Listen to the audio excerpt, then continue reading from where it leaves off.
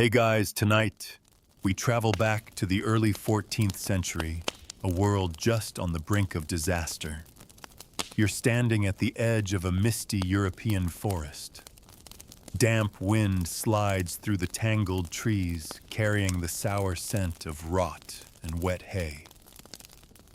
Your boots squish in the mud as you approach a village, if you can even call it that. The cottages are sagging their straw roofs, leaking like sieves. Thin cows shuffle in circles, ribs poking out like jagged bones beneath their slick hides. In the distance, you hear the low, eerie creak of a cartwheel stuck in the mire. It hasn't rained in days, but the ground never dries. The sky is a smothering gray sheet. And the people, they look like shadows of humans. Hollow cheeks, glassy stares. Some don't even bother with greetings anymore. This is the world of the Great Famine of 1315, and you probably won't survive this. So before you get comfortable, take a moment to like the video and subscribe, but only if you genuinely enjoy what I do here. Also, drop your location and the local time. In the comments, I love seeing where and when you're listening from. Now dim the lights, maybe turn on a fan for that soft background hum, and let's ease into tonight's journey together. You hadn't eaten in 2 days, and you're used to hunger. You've felt the gnawing twist in your gut before, but now it's different. It's not just your house, it's not just your neighbors, it's your entire village. The miller has no grain, the baker's oven hasn't been lit in a week, the Lord's pantry is locked. Even the mice have started to vanish. And it all started with the rain. You remember it well. The spring of 1315 began with hope. You turned the soil with aching hands, your fingers rough and packed with dirt, planting seeds you'd saved from the previous year's harvest. The sun peeped through the clouds just long enough to warm the backs of your legs. You said a quiet prayer like always, and you waited. Then the rain came. It didn't stop. For weeks. The rivers swelled and spilled into your fields. The oats were drowned. The barley melted into sludge. The wheat never stood a chance. The village paths turned to sucking pits of muck. Carts broke axles. Horses refused to move. And still the clouds emptied themselves without pause. May turned into June, then July. And by August, you realized there would be no harvest.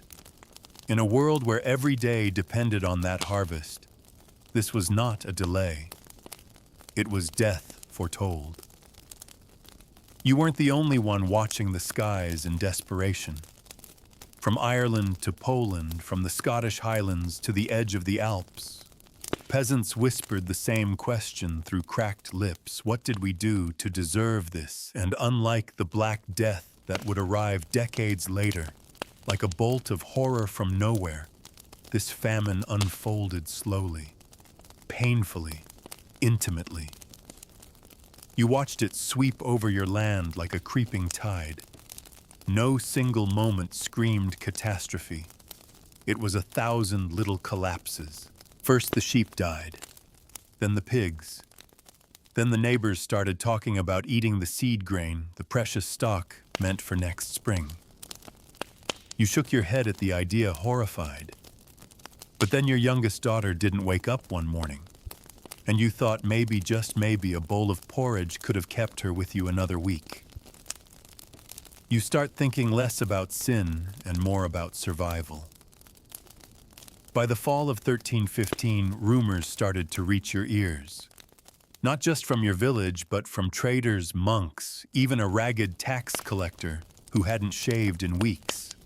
Towns were emptying. Travelers were being robbed for crusts of bread. In some places, they said people were digging up old bones to boil for marrow. It sounded impossible, but so was this rain.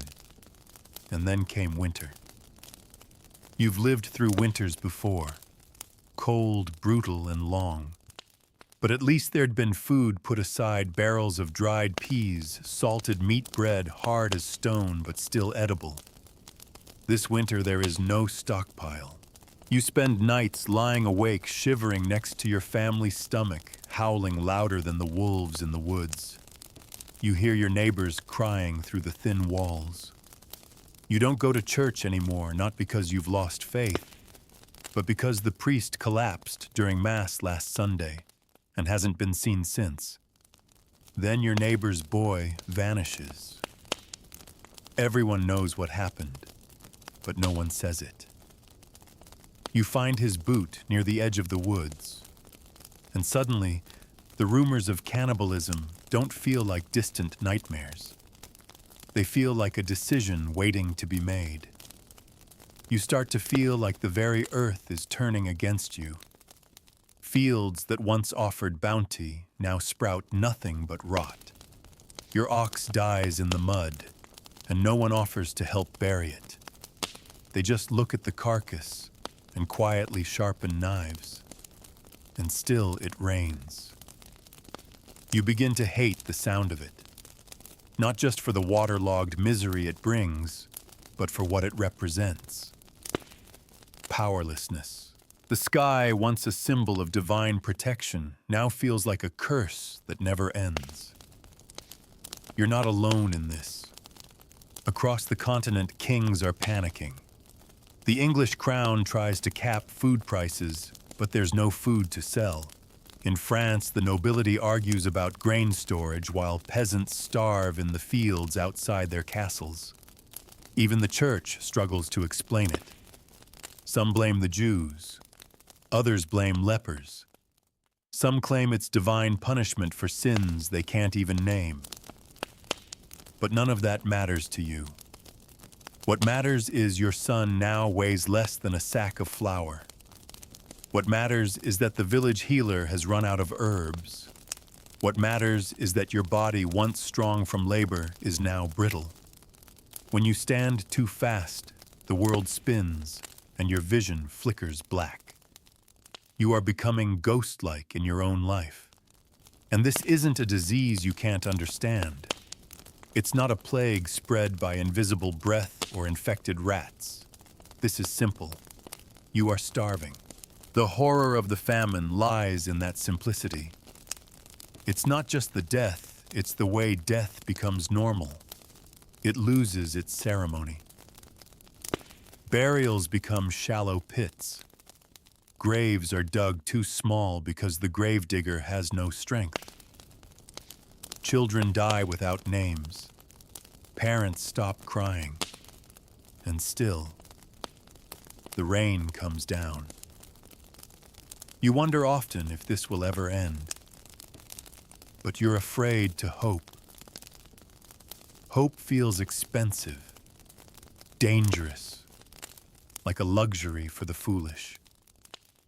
And as the second spring approaches, your heart doesn't lift. It sinks. Because you know you have no seed left to plant, no ox to pull the plow, no strength in your bones to lift a hoe. You look at the sky again and you whisper, "Not yet," but the sky does not answer. When the second spring creeps in, it doesn't feel like renewal. There are no buds on the trees, no joy in the returning sun, just suspicion.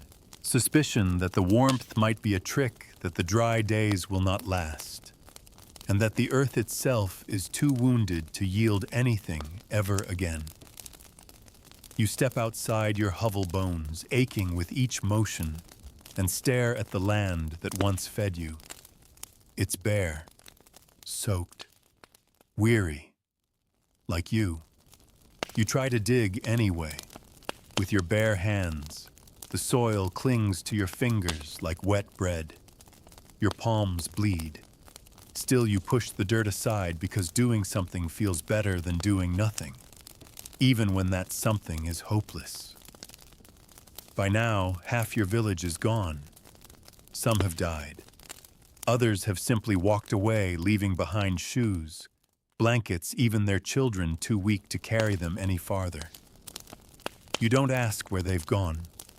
You assume you'll follow soon enough. The ones who stay don't talk anymore. You all just nod at one another like ghosts still tethered to earth, too tired to haunt anything. The lord of the manor is still alive, though you haven't seen him in weeks. His soldiers once took your grain and taxes. Now they come looking for meat. They confiscate rats, not livestock rats. They say it's for rations, though you know better. You saw one of them chewing a tail in the alley behind the bakery, eyes darting like a trapped dog. There's no justice left. No law that isn't enforced with the edge of a sword. The reeve who once measured wheat for the tithe now carries a club, and he's using it. Still, the church holds Mass. You stagger into the chapel on Sundays, not for faith, but for warmth. A place with walls, a roof that doesn't leak as much. The priest's voice trembles as he speaks Latin you barely understand. He looks smaller every week. His robes hang on his body like curtains. You know he's starving too. One Sunday he speaks in his native tongue instead. Says the famine is a test. Says the meek will inherit the earth. But you can't help but wonder inherit what there's nothing left but mud and bones. It's during one of those long, quiet evenings that you start counting. Not days or meals, but people. You count how many faces you used to see each morning, how many voices once called across the field, how many children laughed at the mill pond. The number shrinks faster than the moon. You remember a boy, Dennis maybe, dirty knees, bright eyes. He used to chase geese with a stick. You haven't seen him in a month. You think he's gone, but no one talks about it. The silence is respectful, or maybe it's just numbness. But not all disappear quietly. One morning you wake to screaming. You rush outside and see two men fighting over a dead goat. Not a live one, a corpse found in the woods, probably sick or half rotten. They're biting and clawing at each other like animals. A woman joins in, swinging a stone. Blood hits the snow like spilled ink. No one stops them. Eventually, someone wins, or at least survives. The others lie still. The goat is gone. That same week, someone digs up a grave. A fresh one. You hear the whispers they cooked the meat with moss and onion grass. They fed it to their baby. And the worst part, you don't even feel horror anymore. You just feel tired. In a nearby town, one you used to walk to on market days, a different kind of suffering unfolds. You hear about it from a traveler gaunt as a skeleton who collapses near your fence. You give him water. He gives you news. He says the mayor is dead. The baker's son hung himself.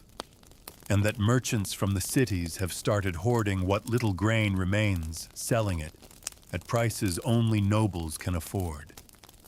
A bag of oats now costs more than a cow. A pound of flour might buy a daughter. And if you can't pay, too bad. The guards will just push you into the gutter and move on. But famine is not only about food, it breaks the mind too. The villagers begin to change. Eyes become wild. Conversations slur. You notice your neighbor sharpening sticks into spikes and hiding them beneath his thatch. No one trusts anyone. You hold your own breath when walking past strangers, not out of disease, though that will come soon enough, but because you don't want to draw attention. You've seen what desperation does. You've seen the axe handle behind the brewer's door. You've seen the mother who stole a chicken and got stoned to death for it in front of her weeping child. There are no trials anymore, only judgment, delivered cold, fast, and final. The roads are worse. What used to be routes of trade and travel are now corridors of misery. You see more bodies than carts, more rags than wagons. Entire families huddle beneath trees, whispering lullabies to children with swollen bellies and stick-thin limbs. You pass them. You don't stop. You don't have anything to give. But your conscience follows you. You dream of bread. Not warm, buttery loaves, but hard black bricks that used to be considered barely edible. Now you'd kill for one. You wake up chewing your tongue. Your teeth ache. Your breath smells sour like iron and mildew. One day a stranger shows up in the village square preaching. He says the world is ending, that God is cleansing the wicked, that if you join him and repent, you'll be saved. Some follow. Others stone him. You don't do either. You just watch. Because you're too exhausted to believe in anything anymore, especially salvation. There are whispers now of entire regions being abandoned. Forests reclaiming farms. Wolves returning to towns. Inns locked shut. Monasteries emptied. Some say this is worse than any war, because war at least gives you something to fight. This famine gives you only waiting. Waiting for food that never comes. Waiting for rain to stop. Waiting for the next person to vanish. Waiting for death. And yet, somehow, you are still alive. Why you don't know. Maybe because you've stopped thinking, stopped hoping. You just breathe and step forward and breathe again. You are a hollow reed in the wind, bending but not breaking. Not yet. As the second year begins, the land is quiet. Not peaceful, just silent. Birds don't sing. Children don't laugh. Even the dogs have gone still, and you sit outside your door, watching the horizon. And for the first time in months, the sun shines. It feels warm on your skin. Not hot, not dry, but warm. You close your eyes, just for a moment, and pretend it's over. You wake to the soft rustle of wind through the empty trees, and for the briefest moment you forget where you are. The sun is still warm, still hanging low in the sky like a promise. But promises are fragile things now. You open your eyes and reality returns like a weight on your chest. The world hasn't changed. The birds didn't come back overnight. The laughter hasn't returned. The hunger still gnaws. And yet, there's something different today. Not in your belly, it's still hollow. Not in the sky, it's still the same dull blue streaked with cloud, but in the ground itself. It's no longer soaking wet. It's drying. You press your foot into the earth. It sinks only slightly. The mud isn't sucking at your boots. A small miracle. You look at your hands, cracked, stiff, but capable, and you whisper to yourself, maybe this time. That spring across the continent, countless hands repeat the same ritual, fingers clawing through damp soil. Peasants, monks, mothers, boys, each one trying to reclaim some shred of control over their fates. They bury whatever they can find, leftover seeds, scavenged beans, even old grain swept from cellar floors and full of rat droppings. Desperation doesn't wait for purity, and for once the skies listen. The rains ease. Not completely. There are still storms and weeks when it seems the clouds might smother everything again. But this year, there are also days of sun. Breezes that don't carry mold. Nights that aren't filled with coughing and quiet sobs. The earth tries to heal, and so do you. But healing is not the same as hope. You still remember the last time you believed in a harvest and how it broke you. This year you plant with caution. You till with care, every step deliberate, every motion slow. Your neighbors do the same. There are fewer of them now. You know their names by heart, not because you're close, but because they are all that's left. You trade with them not goods, no one has any but stories. Soft murmurs of where someone found wild onions or a goose egg in the reeds or how they managed to catch a squirrel. These stories are sustenance now. That summer, the first real summer in what feels like a lifetime, you see something green. Real green. Not moss, not mold, but shoots rising from the ground like trembling fingers reaching for heaven. You kneel beside them and touch the leaves, afraid they'll dissolve. They don't. You cry, not loud, not with gasps, but with a slow, steady stream of tears that fall into the soil. You don't wipe them away. The ground can have them. You don't tell anyone. You don't need to. They see it in your eyes when you walk through the village. The unspoken possibility that maybe, just maybe, this nightmare is loosening its grip.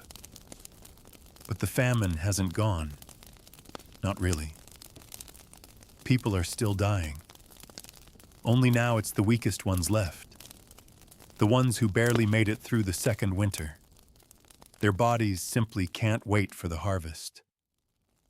Children with sunken cheeks collapse in doorways. Elders drift away in their sleep. Every day still feels like a question, will you see tomorrow? And those who survive are not unscathed. You look in the mirror, what's left of one anyway, and barely recognize the reflection. Your cheeks have sharpened eyes, darker, skin paler. You carry the weight of too many funerals and too little food. And you're not alone. Across Europe, survivors look just like you.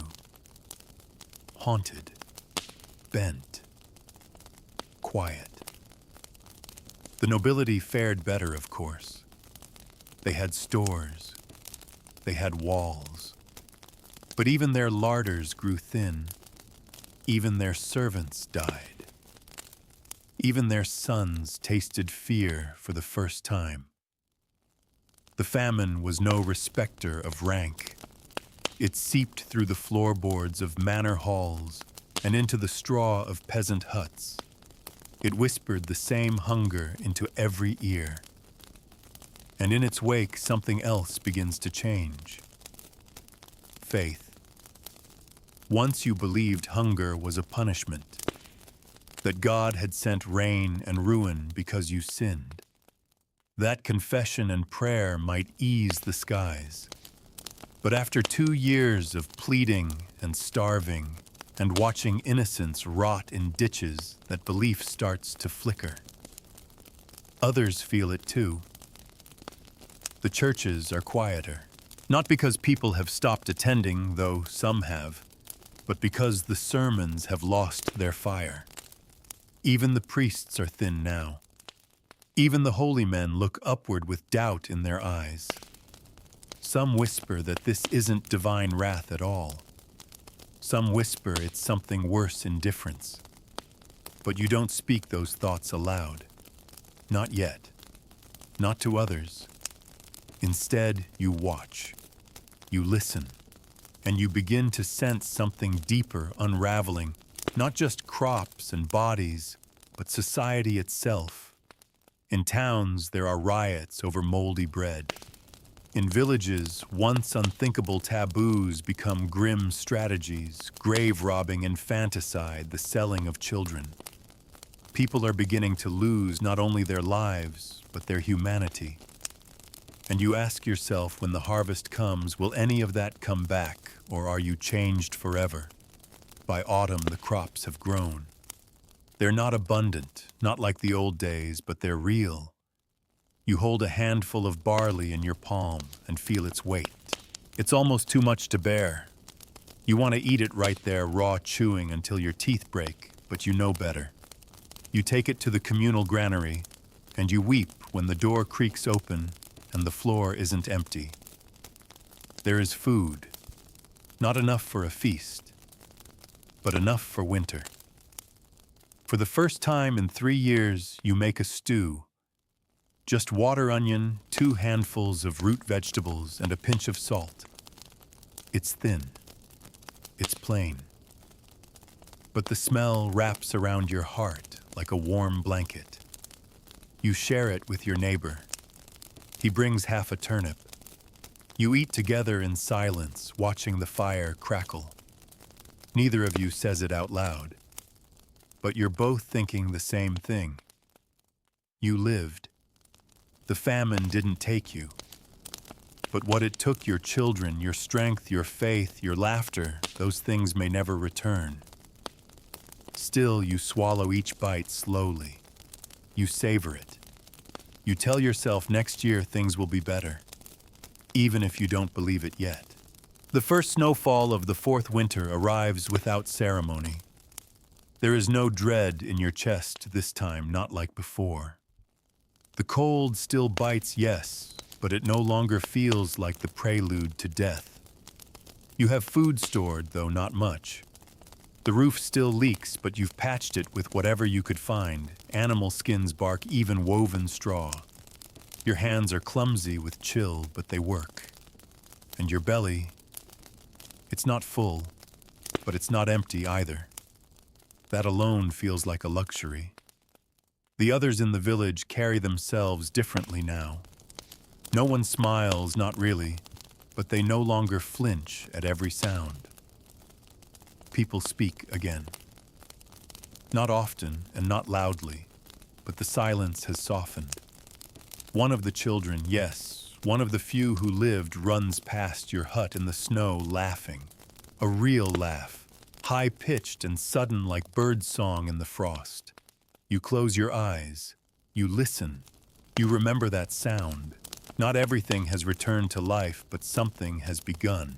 Still, it's impossible to shake the weight of what you've seen. Even as the famine loosens its grip, the scars it left run deep.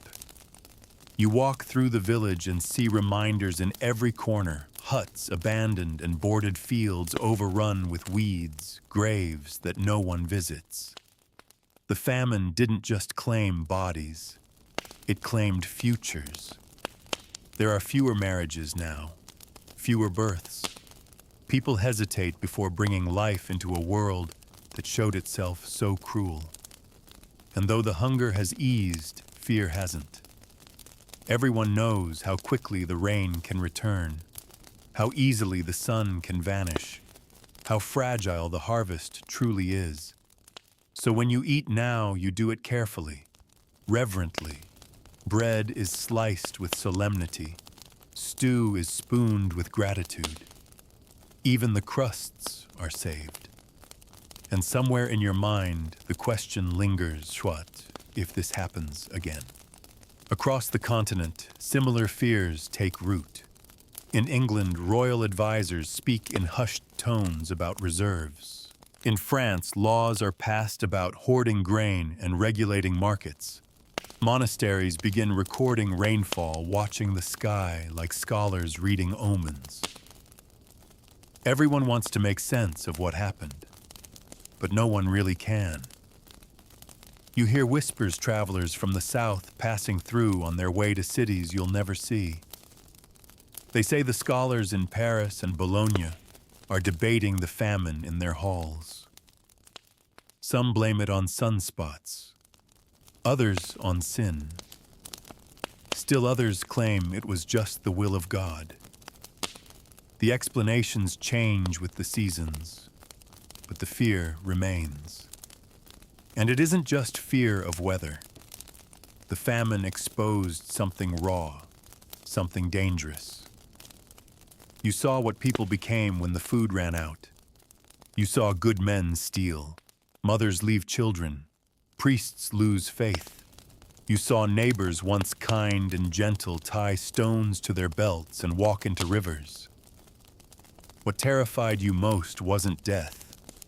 It was what people did to avoid it. And now that you've seen it, you can't unsee it. So you build walls around your heart. You keep your pantry hidden. You dig your root cellar deeper. You stop trusting as easily. You survive. But survival costs something. In the years that follow, the land slowly recovers. Fields are cleared again. Oxen return to the roads. Markets reopen. There is even talk of festivals, harvest days with music and drink and roasted meat.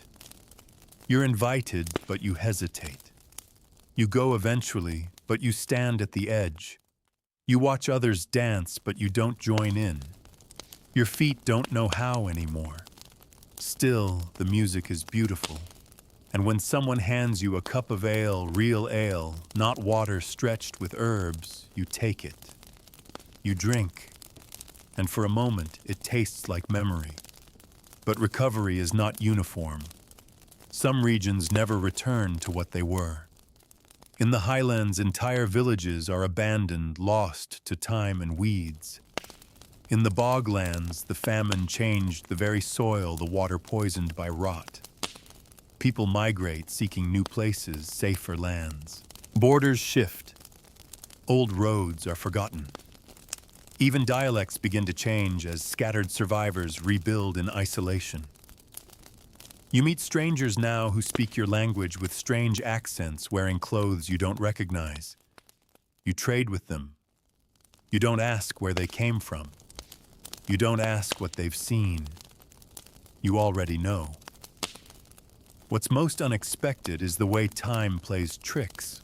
Only a few years have passed, but it feels like an era. Like the world split, and everything before the famine belongs to a different age. You speak of before and after now, as if time itself snapped in two. Before there was abundance, relative anyway. Seasons you could predict. Bread you could bake. Weddings you could celebrate. After is gray, fragile, suspicious of joy. Still life insists on continuing. You find yourself repairing a roof with someone else's son, your own children lost. He doesn't speak much, just hands you nails and holds the ladder. But there's something about that silence that feels like healing. Later you share a meal with him. He eats like someone who remembers hunger, which he does. You both do. But you share anyway. That too is healing. In distant cities, artists begin painting new scenes. Not of saints or kings, but of ordinary people, harvesters, weavers, bakers.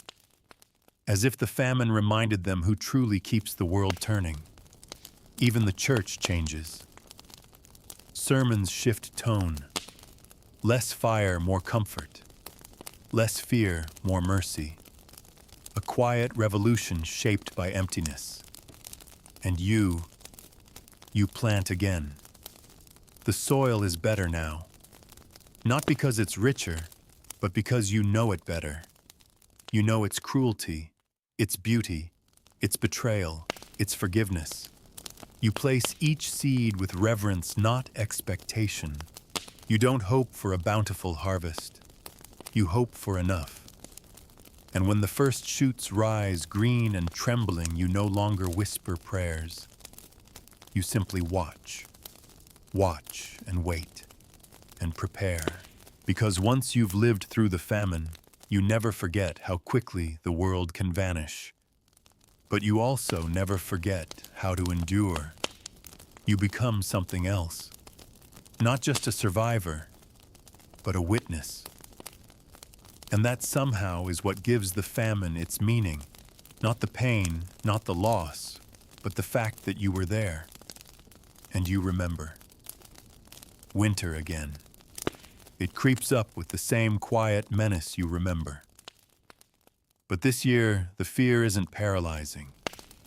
You've made preparations.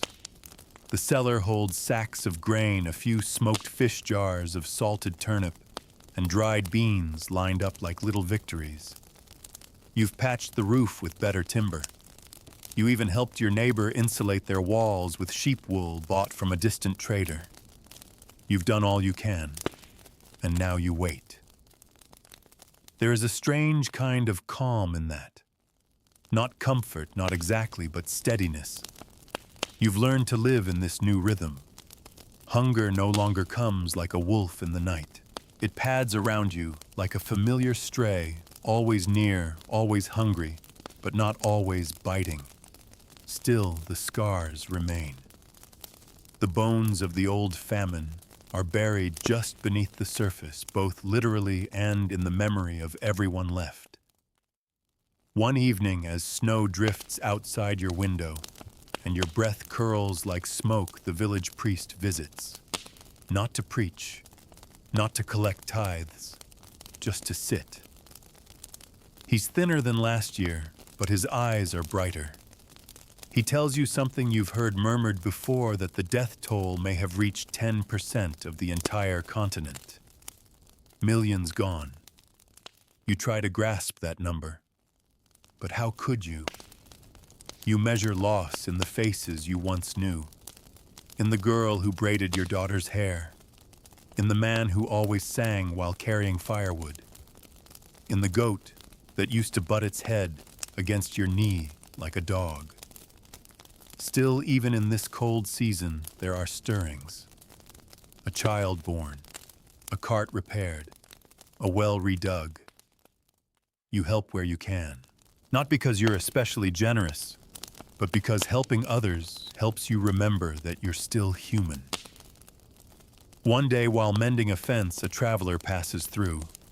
His cloak is heavy, patched with dozens of fabrics. He speaks little, but he leaves you a gift. A dried apple wrapped in linen. You stare at it for hours before eating it. The taste, sweet with a bite of age, brings tears to your eyes. You savor every fiber. The traveler is gone the next day. You never learn his name. Life continues in fits and starts. You see a woman teaching children how to read by carving letters into clay. You watch an old man forge a new plow blade from salvaged iron. The blacksmith has fewer tools than he used to, but his hands are just as sure. And you begin to realize there's something growing again. Not just in the soil, but in the spirit. The famine took nearly everything, but not everything stayed gone. It's in the faces of those who stay, those who rebuild, those who pass down new knowledge alongside the old. A farmer teaches his grandson how to test soil by smell. A healer shows her niece which bark eases coughing. Wisdom has become portable, now traded like coin. You hear stories of other regions. In Italy, they say a poet is writing verses about love and loss in a language the common people can understand. In the East, new crop rotations are being tested, ways to keep the earth fertile longer. In the North, entire villages have banded together to build grain silos shared by all, guarded by law. Even kings have changed. Slowly. Not out of kindness, but necessity. The famine proved how thin their power really is. A crown cannot grow wheat. A title cannot cure starvation. And so some rulers begin to listen tentatively, suspiciously, but listen nonetheless. Charters are issued. Rights are debated. The peasants, those who survived, are no longer invisible. It isn't justice, not yet. But it's a crack in the wall. One day you're invited to a wedding. It's not grand. No velvet, no roasted pig, no minstrels. Just two young people standing in a field of barley stubble, holding hands, surrounded by everyone who hasn't died. There's music off-key and earnest. Someone has baked bread, coarse but warm. You eat it with trembling hands. And for the first time in years, you feel something close to joy. You don't trust it yet, but you welcome it. Even nature seems to be finding its balance. The storms still come, but they pass more quickly. The rivers rise and fall with the seasons instead of swelling without end. Birds nest in the trees again. You wake to their songs and think for just a moment that you're back in your childhood. But then you see the lines on your hands, the gray in your hair. You are not a child. You are something else now. You are a famine survivor. That term doesn't exist yet. No one calls you that, but you feel it in your bones. A quiet pride mixed with quiet grief. You endured what most did not. You watched the world starve, and somehow, you're still standing. And the famine. It's not a story yet. It's a bruise that hasn't fully faded. But one day it will be a story, and someone will ask you what it was like. You won't know where to begin. Will you start with the rain? With the silence, with the neighbors who disappeared? Or will you speak of the morning you saw a green sprout emerge from the frost-hardened earth? Will you describe the child who laughed in the snow? The apple from the traveler? The bread at the wedding? You don't know, not yet. But you know this, it changed you. It changed everyone. The famine didn't just kill, it revealed. It showed you what lies beneath comfort, beneath faith, beneath civility. It showed you how thin the line is between order and chaos, between neighbor and threat, between human and animal. But it also showed you something else, that even in the deepest hunger, people still try to feed each other. That even in the worst winter, someone still lights a fire. That even when the body breaks, the will to live often does not. You sit by that fire now, warming your hands, watching sparks rise into the dark. And you think, we made it through the hunger. Now let's see what we can build.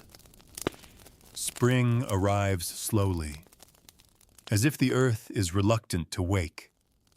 The ground stays hard longer than usual. The frost clings to the mornings, and the wind feels like it's carrying one last warning. But eventually it comes, a thaw, a breath, a softness in the soil. And when it does, you step outside with a shovel in your hand and resolve in your bones. You've done this before, but this time you do it with more intention. You till not just for survival, but for healing, for restoration.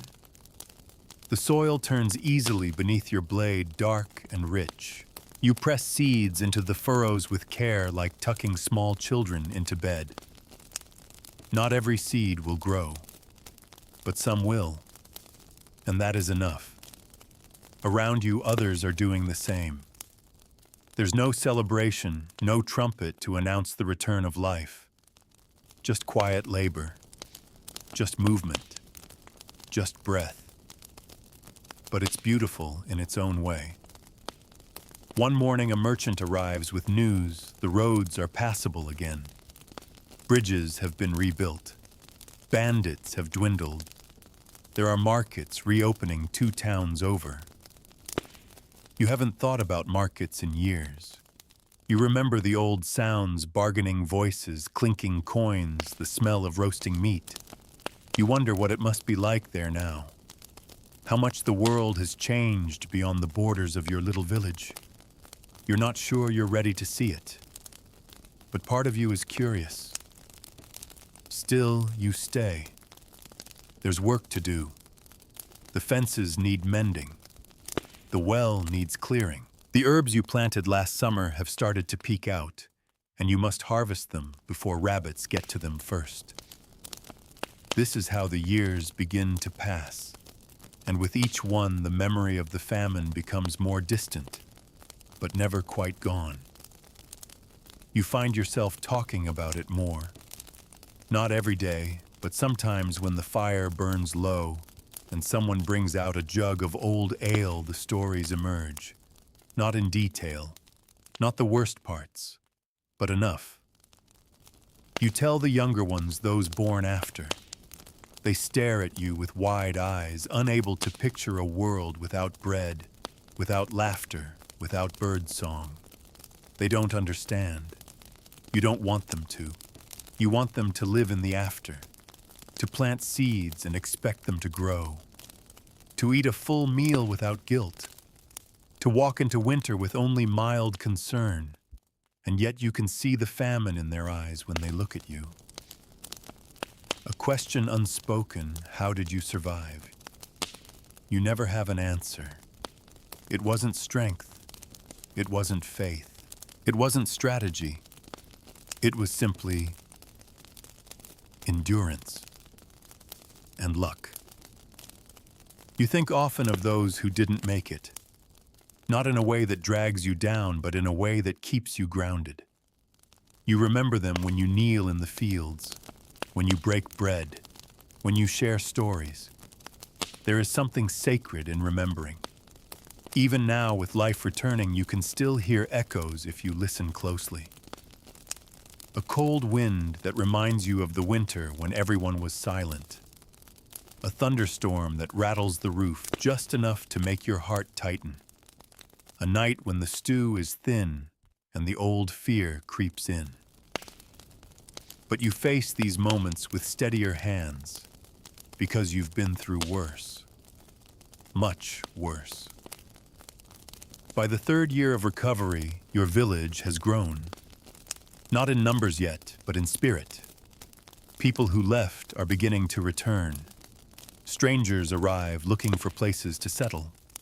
And though you once would have met them with suspicion, you now greet them with something warmer. You know what it means to be lost. You know what it means to be hungry. So you give what you can. You offer them seeds, a place by the fire, a story. Some don't stay. The world is still shifting, but some do. And with them come new ideas, new skills, new hope. One of them shows you how to make a new kind of plow. Another teaches your neighbor how to make soap from ashes and lard. A woman with a distant accent sings lullabies your village has never heard before. And slowly, your world becomes bigger again. You realize that the famine didn't end the world. It just forced it to change. Even the way people speak has shifted. Certain words have disappeared. Others, like ration cellar and mildew, are spoken with reverence or caution. Language itself has become a record of survival. You begin writing things down. Nothing fancy, just notches on wood names in a ledger, recipes, scratched onto scraps of parchment. You want the next generation to have more than just stories. You want them to have guidance. Because the truth is, the famine could return. Maybe not next year, maybe not in your lifetime. But the world is fragile, the balance delicate. So you prepare. Not out of fear, but out of respect. And with each passing season, that preparation becomes a form of love. One evening, you sit with your hands around a warm bowl of soup thicker than any you've had in years. Carrots, leeks, bits of salted pork. The fire crackles nearby. Outside, the wind howls, but it doesn't scare you. You're inside. Fed. Safe. Loved. You watch the steam rise from the bowl and think, this is what survival tastes like. Not just food, but warmth, peace, continuity. The famine tried to break you, but it didn't. It changed you, and now it's part of your story. Not the only part, not even the biggest part, but a chapter you'll carry with you forever. There's a road just outside your village that was once overgrown with brambles and sorrow. You remember walking it during the worst of the famine, stepping over ruts filled with water, past hunched figures too weak to wave. Now, years later, that road hums softly with life again. Footprints, wagon wheels, horse dung, traders and pilgrims and wanderers passing through like blood returning to a long, numbed limb. You walk the road sometimes slowly, without purpose. Not to leave, not to arrive anywhere, just to remember. It winds past the meadows and toward the woods where once you searched for bark, and roots, your stomach howling like a trapped animal. You don't gather those things anymore, but the trees remember, and so do you. A patch of earth near the bend is where you buried your second daughter. You never marked it. It wasn't safe back then. But now you've planted wildflowers there, yellow and blue and stubborn. Every spring they bloom, and you kneel beside them, not to grieve, not anymore, but to speak. You whisper her name. You tell her about the harvest. You tell her how her brother helped mend the roof. You tell her how her favorite song, yes, the one with the clapping, was sung again last week at a wedding. The dead are part of your days now, not haunting, just present.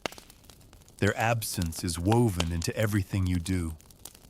There's a rhythm to your life again. Mornings spent checking traps or digging in the garden. Afternoons repairing tools or teaching the younger ones how to bind a wound, how to dry herbs, how to tell good grain from bad. You've become the one people come to for advice.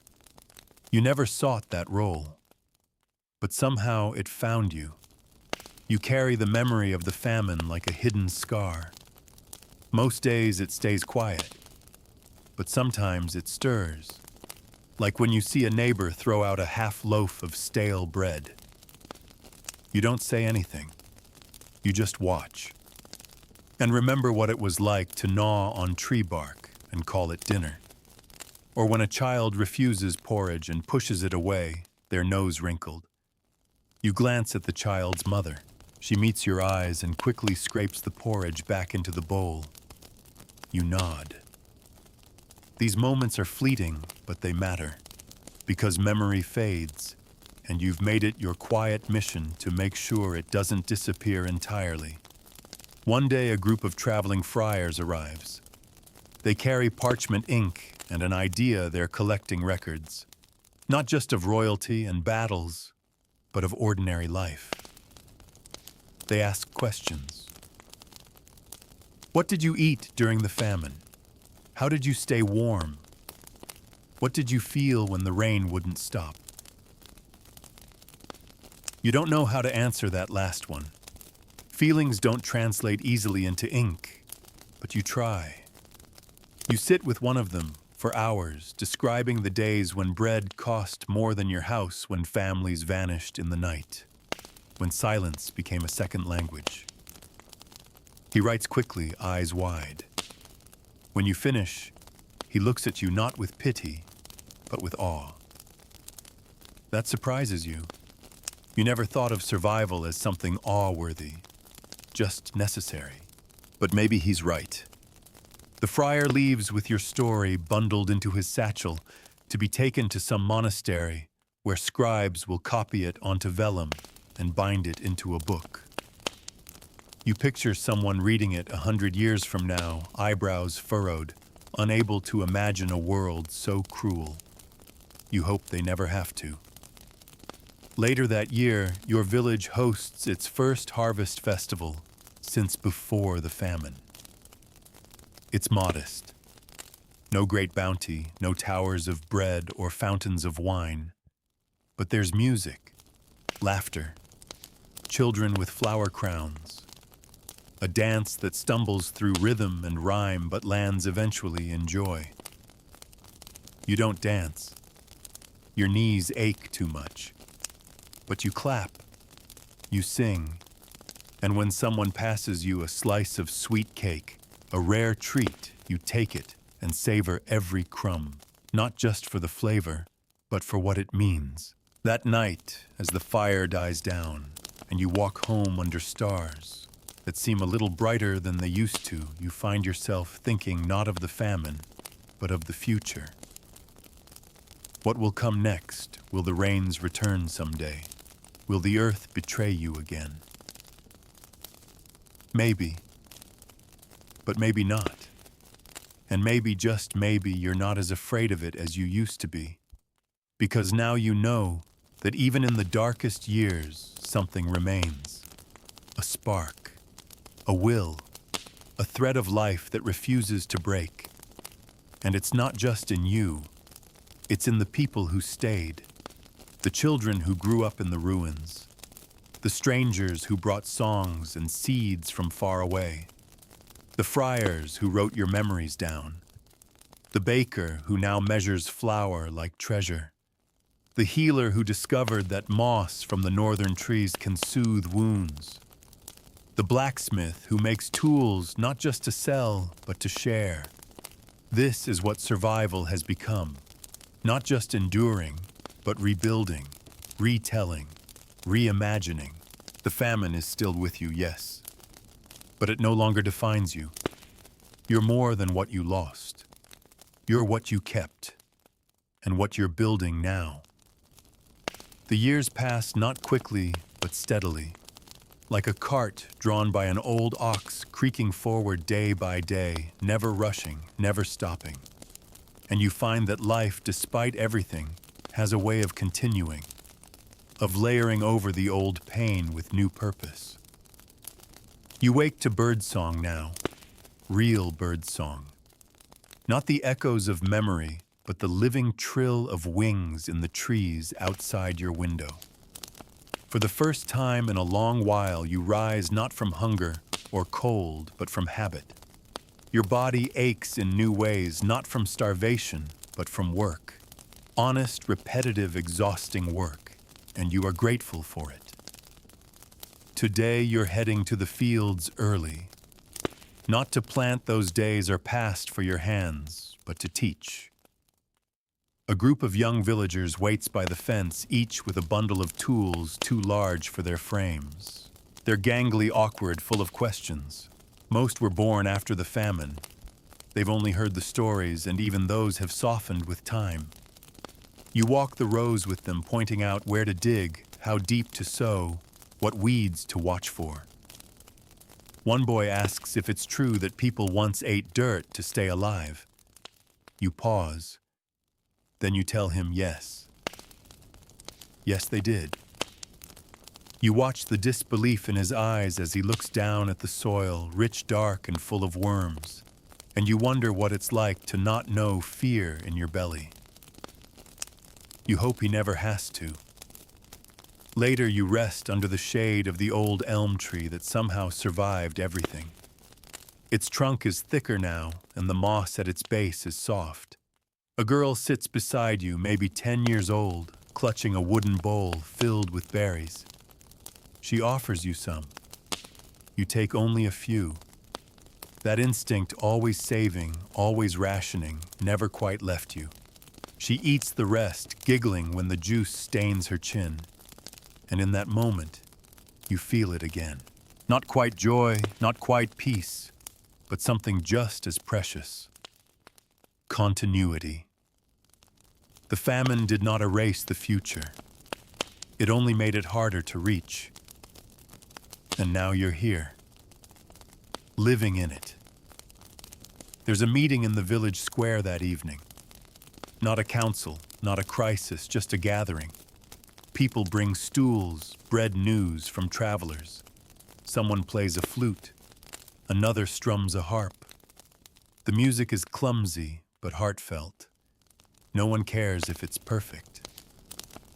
A young man stands and recites a poem about the famine. You close your eyes and listen. His words are sharp, full of fire, and strangely beautiful. He wasn't alive during the worst of it, but he's heard the stories. He speaks them like incantations, drawing power from memory. And when he finishes, the square is quiet for a long moment. Then someone starts clapping, then another, then everyone. It's not applause for entertainment. It's something else. Recognition. You return home under the stars, your lantern swinging gently from its hook. The night is clear, the air cool, and in that silence you hear something you haven't noticed before. Nothing. No moaning wind. No coughs through paper-thin walls. No sound of someone burying a body behind a cottage. Just silence. And it's not heavy. It's gentle. Your home, once a hollow shell with a leaking roof, and no food has changed. The roof is patched. The walls are insulated. There's a jar of honey in the corner, and herbs drying by the window. A neighbor carved you a new spoon last year. You still use it. You sit by the fire and stare into the flames, letting your thoughts wander. You think of the people you've lost. You think of the woman who used to braid wildflowers into her hair, the man who used to hum while carrying buckets, the child who always asked too many questions. Gone. But not forgotten. You speak their names sometimes, not to mourn, but to keep them alive. Memory is all you can give them now, and that memory has weight. It anchors you, grounds you, makes you careful with your blessings, makes you attentive to the shifts in the wind, the soil, the sky. You keep an eye on the weather, always. Rain still makes your heart beat faster. Drought still knots your gut. But these reactions aren't fear anymore. They're instinct. Wisdom, maybe. You've learned how to live in uncertainty. That may be your greatest gift to the ones who come after. Not crops or coins, but knowledge. The knowledge that suffering passes, that famine ends, that silence lifts, and that life, even after everything, can be beautiful again. You look around your home, and for the first time in a long time, you realize you have more than you need. Not much more, but more. You could give some of it away. You will. The next morning, you bring bread to the family who just arrived from a village further east. They lost everything in a fire. Their eyes are wide, frightened, hollow. You recognize that look. You sit with them. You don't ask questions. You just break the loaf in half and offer it wordlessly. The father takes it, hands trembling. The children devour their share in seconds. The mother whispers thank you over and over. You nod. You don't say, I understand. You don't need to. She sees it in your eyes. The famine made you different, but it didn't make you cruel. And that may be the greatest miracle of all. The smell of bread baking now fills the air more often. Thick, crusty loaves, some with herbs or grains folded in. You pause every time you pass the baker's home, letting the scent wash over you, like a memory you're not quite ready to let go of. It's more than just hunger now. It's reverence. You used to dream of this smell in your sleep during the famine, imagining it drifting through the air like a ghost. Now it's real. And yet, it still feels like a miracle every single time. There are other signs of recovery, too. Children run through the fields again, shouting nonsense games, chasing each other with sticks they call swords. You watch them from your porch and feel something unclench in your chest. Their joy is loud, unrestrained, and free. They weren't there for the worst of it. And you hope they never know what it meant to starve so deeply you forgot your own name. You spend more time telling stories these days.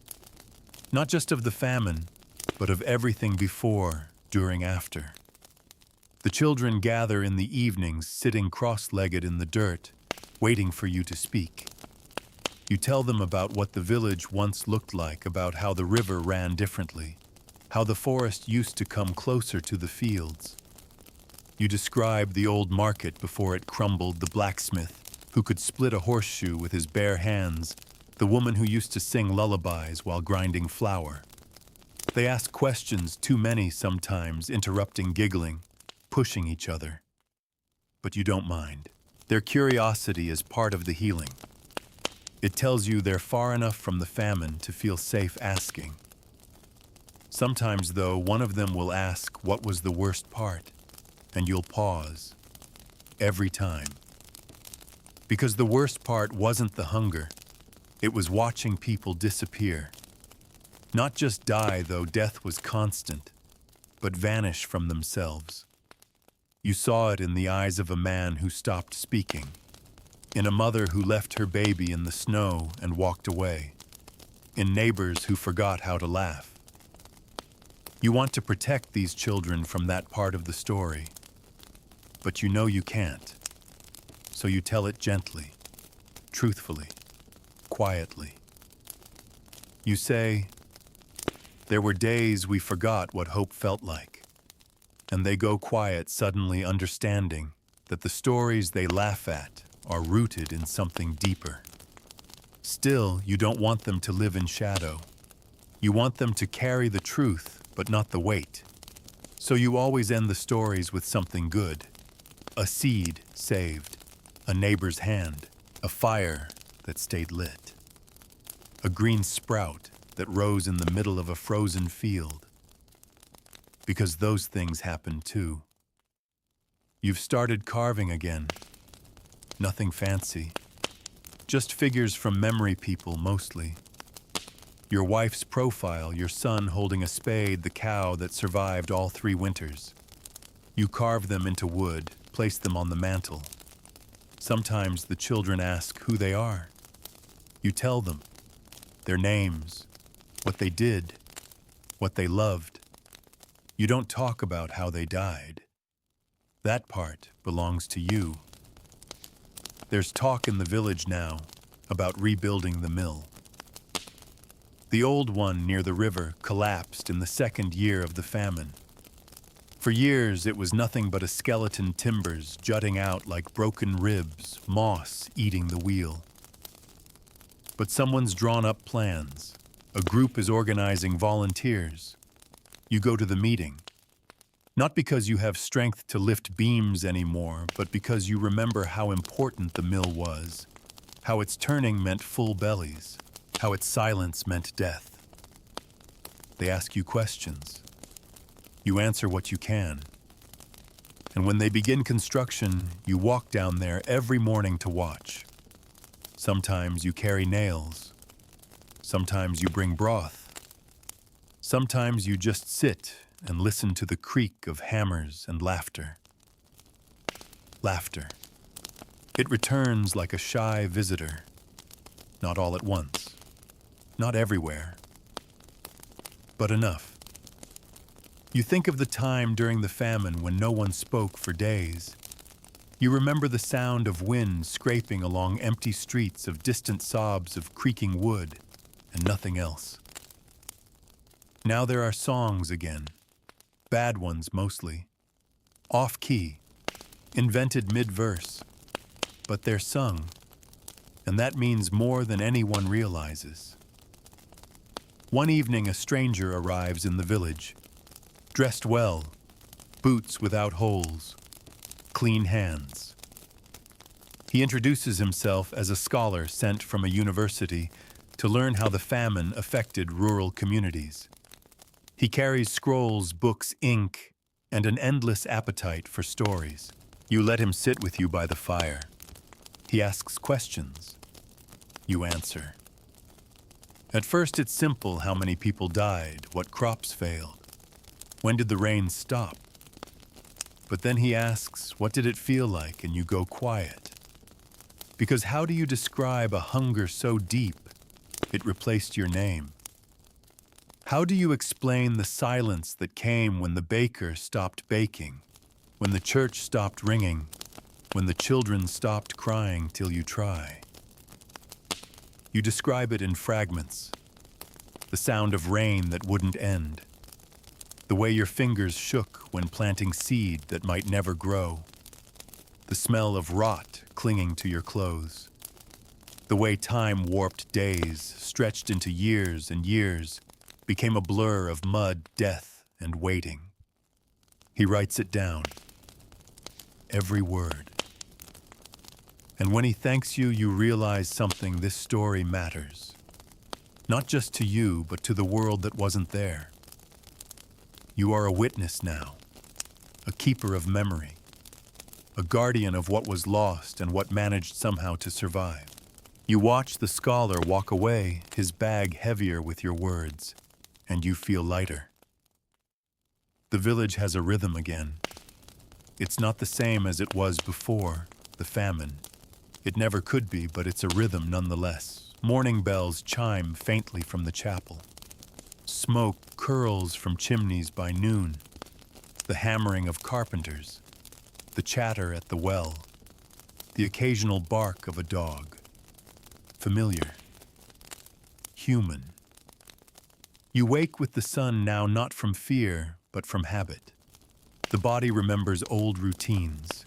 You stretch slowly, joints popping like old doors, and begin your day. Not with desperation, but with purpose. Your hands still ache in the cold. Your knees still argue with the damp. But these are the aches of living. You'll take them. There's a new family in the village.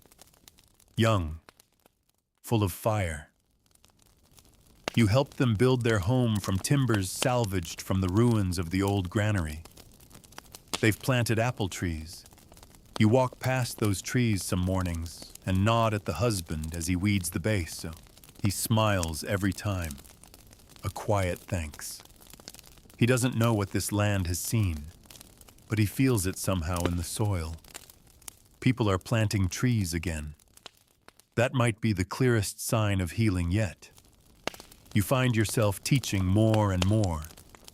Not formally, there's no school here, but through stories, demonstrations, quiet instruction.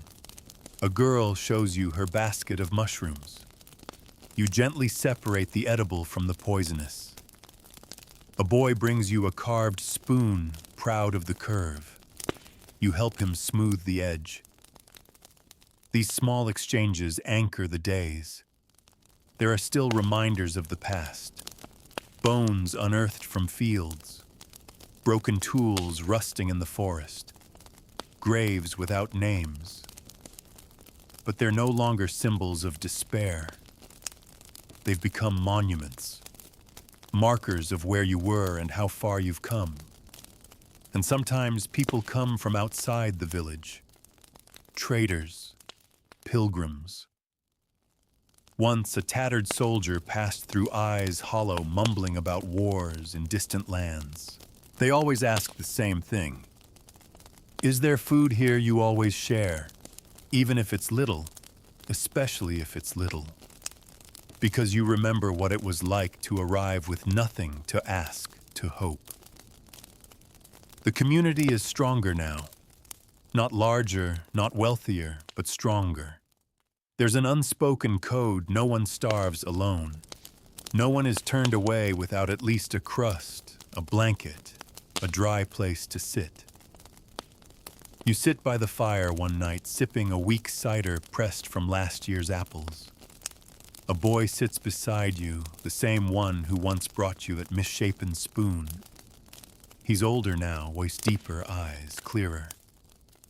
He asks, did it ever feel like it was never going to end? You stare into the flames.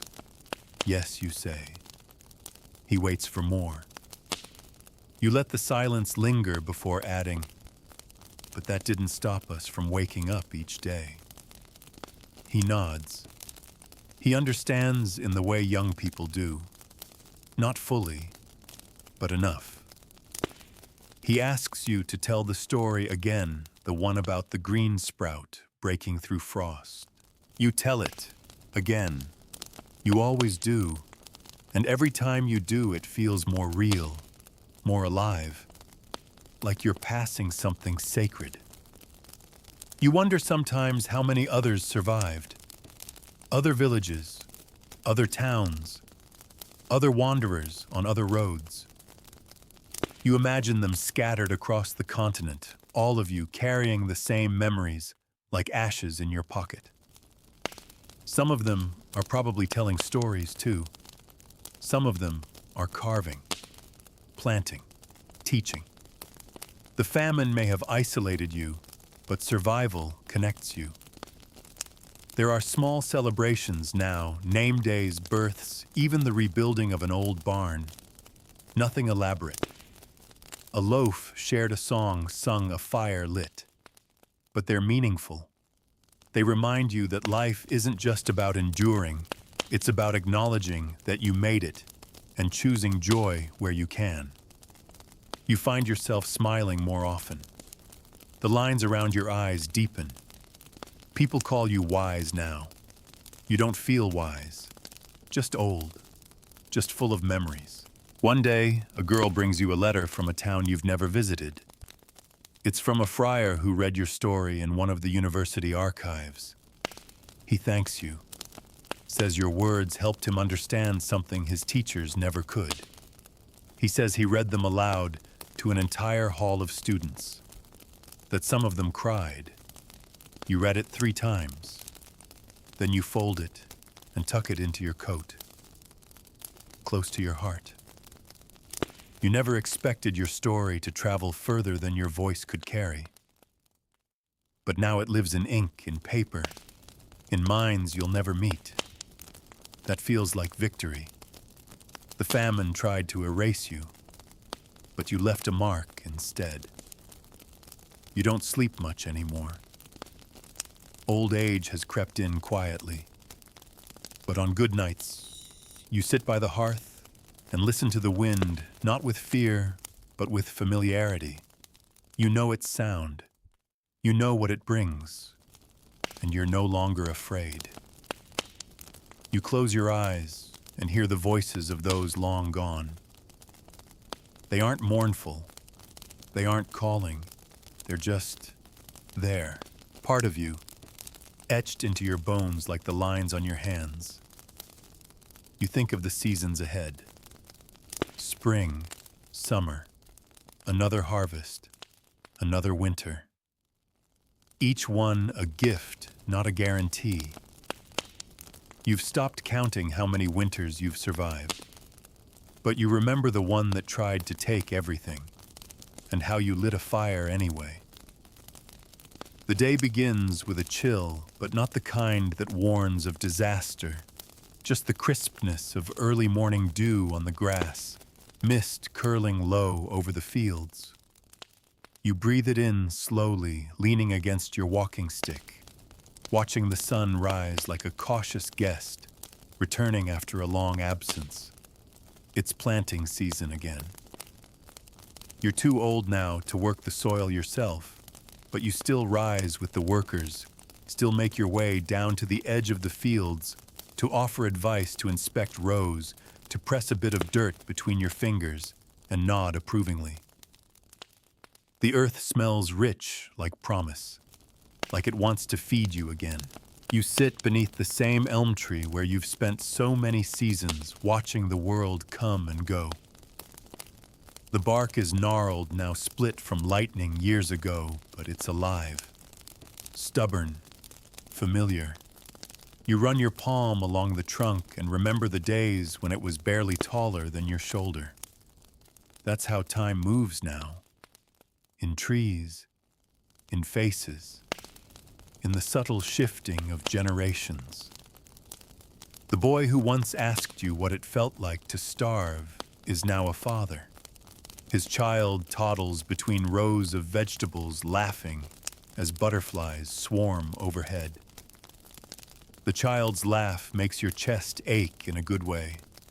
It's a sound you once believed had gone extinct. The famine seems like a story now, a tale too dark to be real. And sometimes even you struggle to believe it happened the way it did. but then the memories return. In dreams, in smells, in sounds. The snap of dry branches on a quiet night still makes your body go still. The sight of a cloudless summer sky makes you check the dryness of the soil. The sound of a child crying for food still lingers longer than it should. You live with those echoes. They don't control you anymore, but they walk beside you. The healer's apprentice comes to see you now and then. She brings herbs, wraps your knees, listens carefully to your descriptions of old remedies. You teach her what you can. The bitter root that stops bleeding. The fungus that numbs pain. The moss that draws infection. She writes it all down. She's clever, sharp-eyed, careful. You trust her with what you know, because what you know shouldn't die with you. That's the legacy now, not wealth, not land, not titles, but memory. Wisdom passed hand to hand, mouth to ear, root to wound. One evening, the villagers gather around the chapel to celebrate a naming. A baby born just 2 weeks ago is to be given her name under the stars. You join them wrapped in your cloak, walking slowly but determined. There's bread, cheese, a little wine, a flute, a drum, laughter warm and wide. As the stars appear, the mother stands and speaks the name aloud.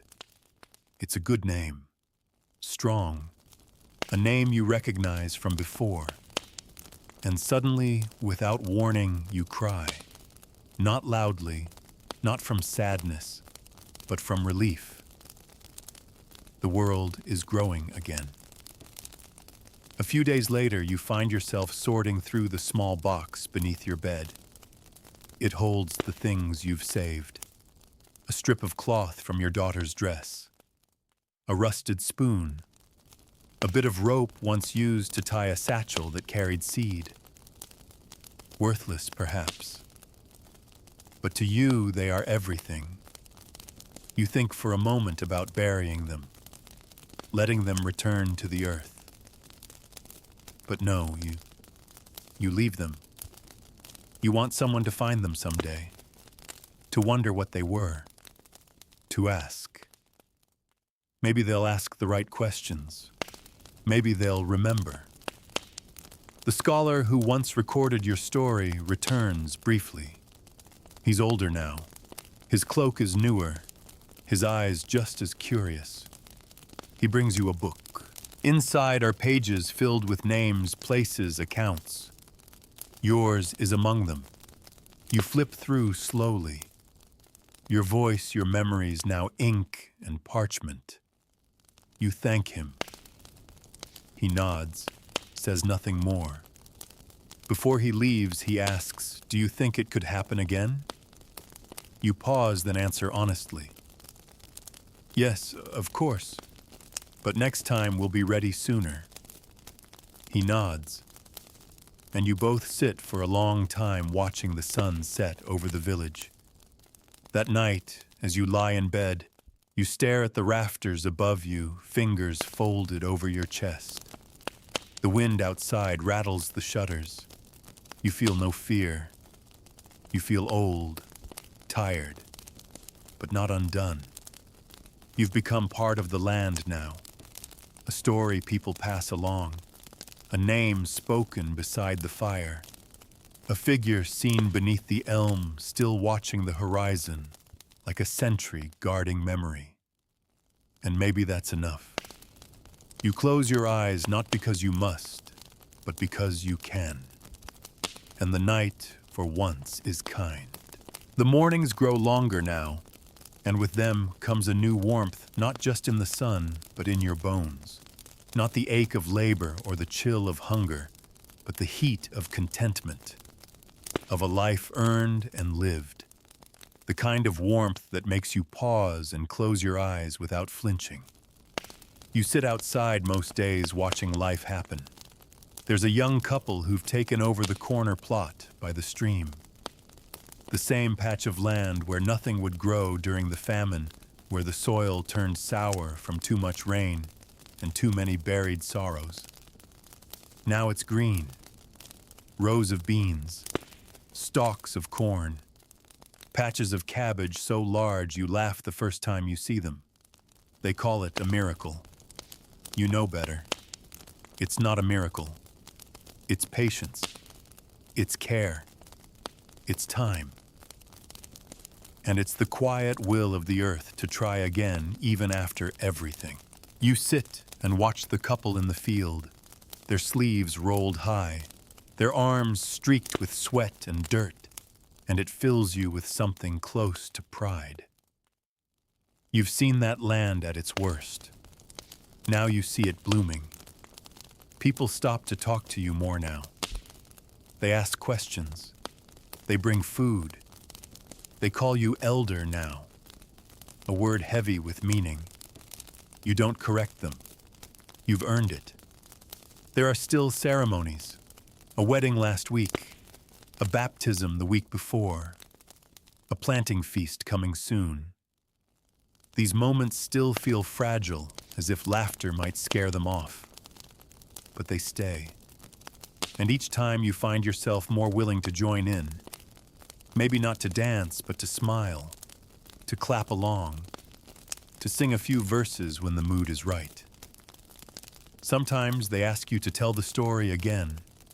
You sit by the fire the children gathered at your feet, the adults quietly listening behind them. You start from the beginning. The rain, the rot, the hunger, the silence. You tell them what you saw, what you did, what you lost. You don't cry anymore when you speak of it. Your voice doesn't crack. The words come more easily.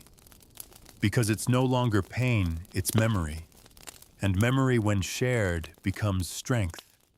You tell them about the green sprout in the frost, about the traveler with the apple, about the stew made from almost nothing, about how one winter the snow fell so thick it buried the doors, and yet somehow the village still breathed come spring.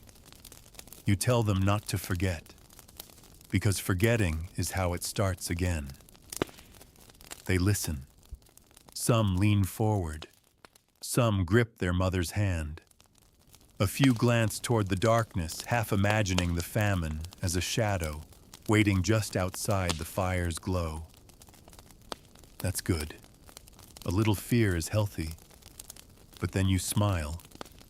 You tell them how the rain stopped, how the seeds took root, how bread returned, how laughter did too.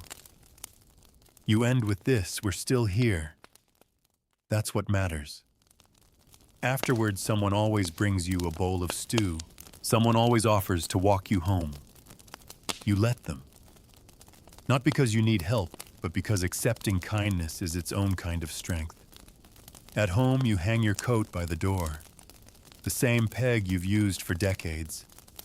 The coat's thinner now, patched and restitched, but it still holds its shape. Just like you. You sit down, take off your boots, rub your aching feet, and look around.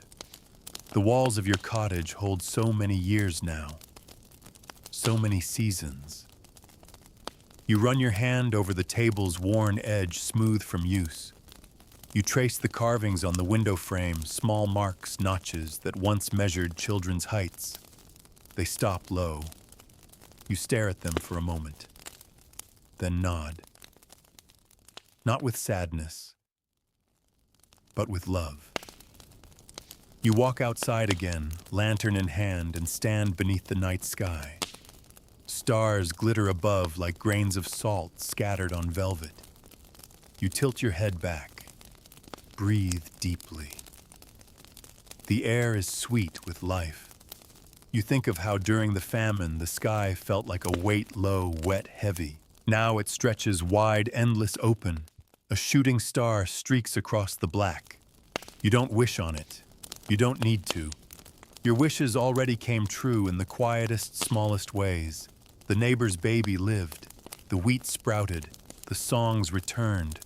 you're still here. You lower your head, turn back toward your door, and step inside. On the table sits a bundle of dried herbs, a gift from the healer's apprentice. You crush one between your fingers. The scent, lavender sharp and soothing, rises like a memory of summer. You sleep well that night, not like before when sleep came as escape, but real sleep, safe sleep, the kind you once feared you'd never know again. The first frost of the season arrives quietly. You wake to windows kissed with ice, to the faint shimmer of white over rooftops and fields. It doesn't bring dread anymore, just a reminder, a memory wrapped in silver. You pull your cloak tighter and step outside your boots, crunching softly against the stiff earth. Frost no longer feels like the beginning of the end. It feels like the beginning of rest. The village has prepared well. Root cellars are full. Herbs hang in bundles. Barrels of grain, casks of cider, baskets of preserved fruits, all tucked away like squirrels storing acorns before sleep. There are no panicked whispers this year. No desperate trading. No feverish counting of crusts. Just readiness. You walk through the village and nod at the people who pass. A girl is gathering firewood with her younger brother. A man mends a fence while humming a tune you recognize from years ago. Two women patch wool cloaks on a bench in front of the bakery, which already smells of rye. Even in winter's grip, there is warmth here. Not just from fire, but from one another. That's what the famine taught. In the end, no one survives alone. You think of the dark years and how solitude devoured just as surely as hunger. Now, when someone is sick, the whole village knows by sundown. Soup appears at their door. Herbs are delivered. Children are taken in by neighbors for the night. Not out of obligation, but instinct. Because when everything else failed, kindness remained. You reach the far edge of the village where the cemetery lies.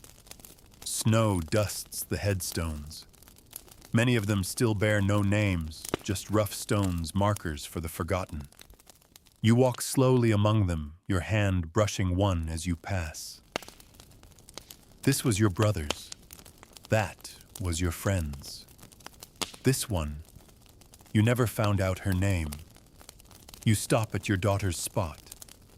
The flowers have long since crumbled, but the earth is undisturbed. You kneel not easily, not without a creak in the knees, and rest your hand on the soil. You don't speak aloud. You never have. But your thoughts settle like snow. You survived for her. You survive still. You stand after a moment and take one last look at the horizon. The sun is low, casting gold through the bare branches. The wind picks up swirling flakes around your feet. You turn and make your way home. Inside, the fire waits already lit by your neighbor's son. He's taken to checking in on you now. Brings you firewood. Eats half your soup. Tells you stories he hears from traveling merchants. You pretend to grumble, but you never send him away. He reminds you of yourself in a way. Restless. Hungry for something deeper than food. You sit down beside the fire and take out the little pouch you keep hidden in the cupboard. Inside are dried beans, famine beans. They were never planted, never eaten, just kept. A reminder. You pour them into your hand. They're small, wrinkled, hard as stone, but still whole, still capable of growing. You think about giving them away, maybe to the young couple by the stream, or to the healer's apprentice. But not yet. Not this year. You're not ready to part with them. You tell yourself it's for safekeeping. But deep down you know they're your tether, your proof, that what once tried to break you was survived. The fire crackles beside you. Outside, the frost thickens. but inside everything is still. Your chair creaks. You sip broth. You listen to the wood shift and sigh. And your heart, once ragged with grief, beats steady. Later that night you dream. You are walking through the village as it was mid-famine, gray and broken. But the houses are full of light. The dead walk beside the living. The bread smells sweet. Rain falls, but it doesn't drown. It nourishes. You hear laughter. You hear names spoken again. You wake with tears on your cheeks. But you're smiling. Not because it wasn't real, but because it was. And still, somehow, you made it here. Winter tightens around the village like a slow breath held in the lungs. Days shrink. Nights stretch. The air sharpens, biting at noses and fingertips, turning breath into steam and footsteps into crunching rhythms over hardened soil. But this winter, like the one before, it feels different. Survivable. Predictable. You still rise early even if your bones protest more than they used to. Your walks are slower, your path shorter, but you move anyway because motion even now feels like defiance. You have tea in the mornings now, steeped with herbs from the healer's apprentice. It helps with the aches, and the bitterness is oddly comforting. You sit near the hearth with your hands around the cup, letting the heat sink into your knuckles. You glance around your home, the shelves lined with dried goods, the basket of firewood near the door, the cured meat hanging near the ceiling. It's not abundance, but it's enough. Enough to get through the winter. Enough to not feel afraid. Some nights you host quiet gatherings. Nothing formal. Just a few neighbors who bring bread, dried fruit, salted cheese. You trade stories. You laugh, really laugh. The kind that bends your shoulders and brings tears to your eyes. Someone always sings, usually off-key, usually too loud. But no one minds. The boy who once brought you stew when your joints swelled now plays a hand drum. He's taller now, lean and wiry, with a voice just beginning to drop. You smile when he calls you old oak. You suppose you've been called worse. These evenings aren't about celebration. They're about closeness, warmth, proof that you made it through. Sometimes in the quiet moments between stories, someone brings up the famine again. Not in fear anymore, but in reflection. You hear others beginning to tell parts of the story as if it's their own. Even those who weren't alive then speak of it with a kind of inherited reverence. You correct the details when necessary, but mostly you let them speak. Let them take ownership of the story. That's how it stays alive. You still go to the chapel each week, not for confession, not even for faith exactly, but for silence. A place to sit and breathe beneath high rafters, to remember those who were lost without needing to speak their names aloud. The priest is younger now. He doesn't preach fire or damnation. He speaks of endurance, of community, of mercy. It suits the times better. You sometimes help him with the records, dates, births, deaths, baptisms. You notice how many new names there are now. How many families have returned or begun anew. There are more children than you expected. More pregnancies announced each spring.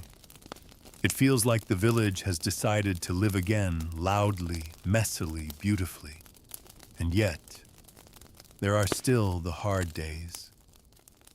When someone falls ill, when the weather takes a sudden turn, when food spoils unexpectedly. Those days don't scare you the way they used to, but they remind you. The famine never really left. It lives in the habits we formed, the extra blanket folded near the fire, the piece of bread never thrown away, the cellar always stocked for just in case. One day, the healer's apprentice comes with a notebook. She's been collecting recipes, remedies, advice. She asks if you'll add yours.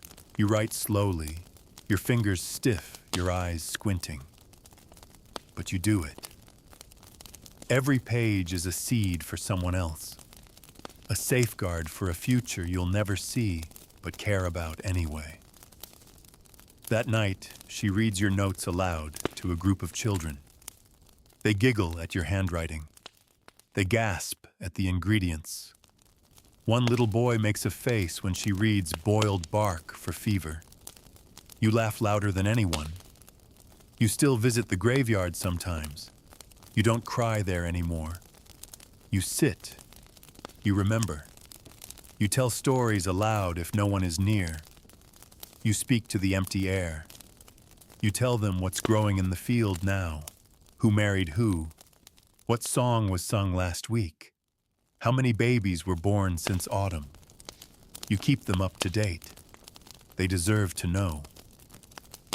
A scholar returns to the village one day, a different one this time.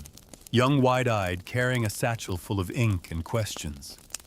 He wants to understand the human cost, not the death tolls, not the rainfall charts, but the feelings. The day-to-day moments, the choices that defined survival. You speak with him for hours. You tell him about the first time you boiled roots you didn't recognize, and how you were afraid it might kill you, but you were hungrier than you were scared. You tell him about the woman who sang lullabies in the middle of winter to a child who never woke up. You tell him about the time someone found a single egg in a pile of straw and the entire village cheered. He listens. He weeps. He thanks you. And you think not for the first time that maybe the famine wasn't just a wound. Maybe it was also a lesson. One the world keeps needing to learn. As the scholar leaves, he gives you something, his own copy of the compiled histories.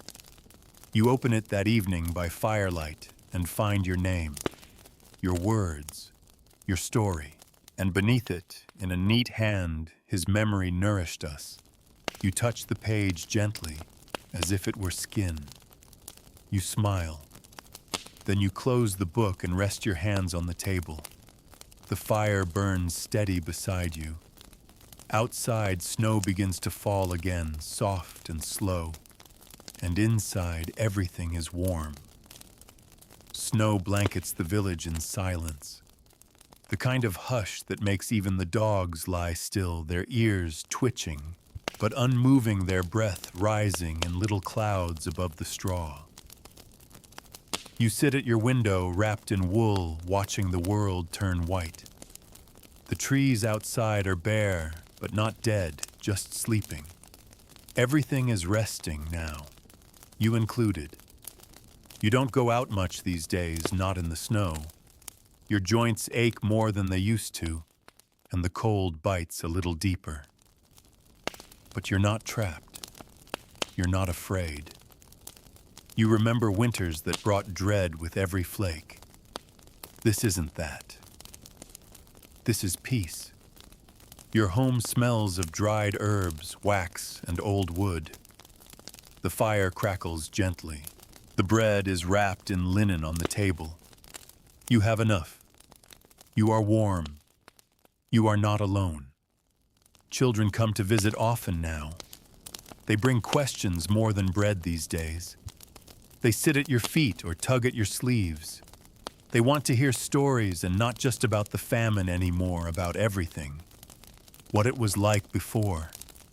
How people lived. What they believed. What changed. You tell them. You talk of seasons and stars, of weddings and songs, of the time the whole village gathered to build a bridge that washed out a week later and still laughed about it, of how once during the worst rain a cow wandered into the chapel and stood like a statue behind the altar through the entire Mass. They love that one. Sometimes you wonder if they realize how much you remember.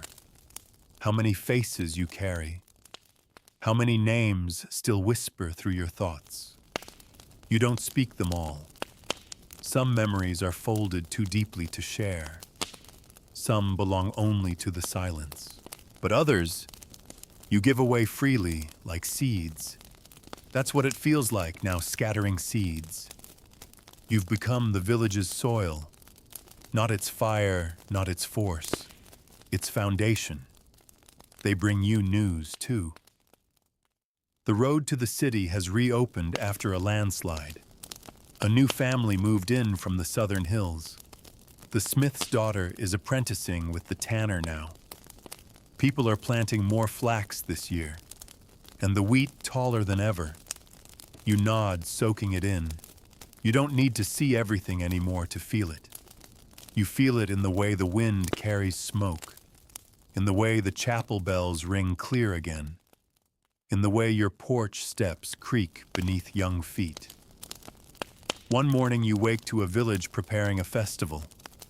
It's not a holiday tied to any saint or season, just something new. A remembrance, they call it.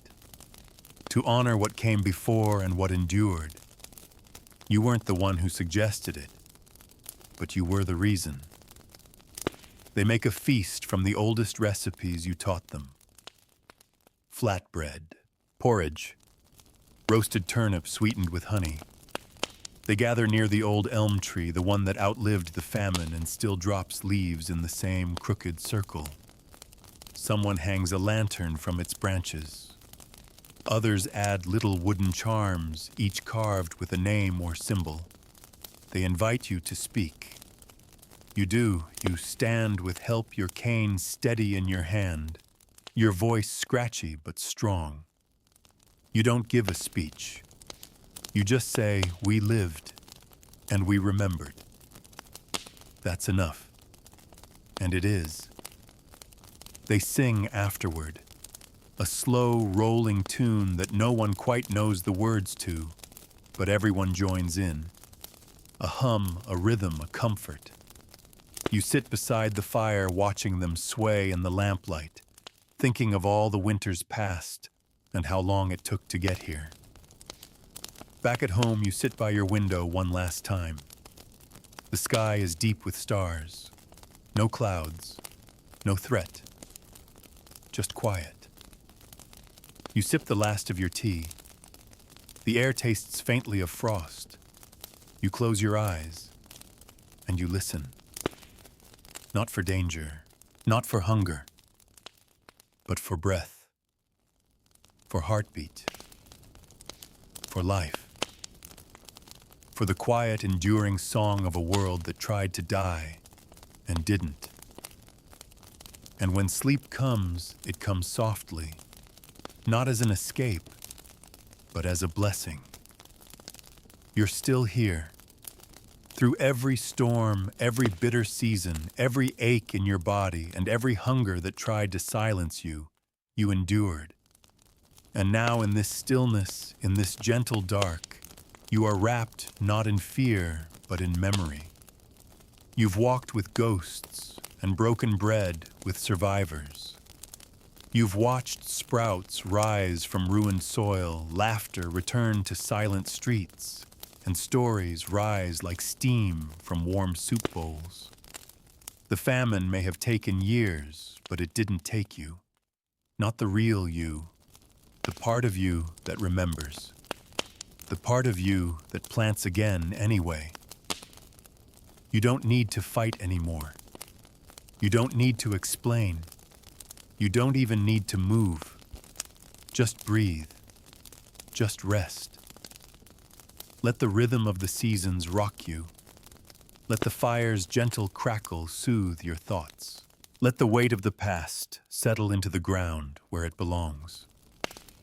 The story is told now. It's safe in others' hands. You've done your part. You've fed not only the body, but the heart, the mind, the future. That matters. So exhale. Let the snow fall softly outside your window. Let the candle burn just a little lower. Let your hands grow still and sleep. You are not alone. You never were. You made it. You can rest now.